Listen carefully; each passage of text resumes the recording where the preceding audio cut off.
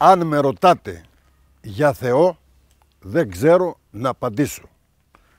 Γιατί δεν έτυχε ποτέ στον ουρανό να ζήσω. Ψηράμε και ζαλίζομαι. Πιάστε με να κατέβω. Μαγός στις χαμηλούς θεούς, αμνόγω και πιστεύω. Η πρώτη μαντινάδα που έβγαλα ήταν εξέφτιση η αγάπη μας σαν τον παλιό ασβέστη. Και από τον τοίχο της καρδιάς έβαλε αρχή και πέφτει. Τότε ανακάλυψα ότι είχα μέσα ένα ηφαίστειο μαντινάδων και το ευτύχημα είναι που ξέσπασε θενόξ και το έμαθα κι εγώ. Το χρέος της αγάπης μου με δάκρυα πληρώνω και από όταν χωρίσαμε κλαίω και δεν ξεχρεώνω.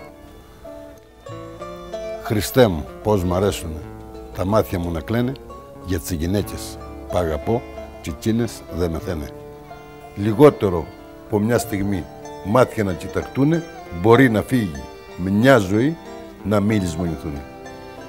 Ένα πουλί μέσα στο κουρβί τη λευτεριά υστεράται.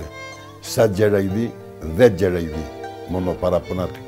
Πουλί παραπονιάρικο που τάρα σε τσμπούνε ή τα χρωστείς στη μοίρα σου που τάρα δεν χρωστούνε. Εις το ψηλότερο βουνό κατόρθωσα και βγήκα.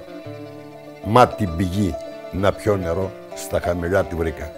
Η ευτυχία στη ζωή στα χαμηλά πηγαίνει κι όσοι την ψάχνουνε ψηλά είναι δυστυχισμένοι.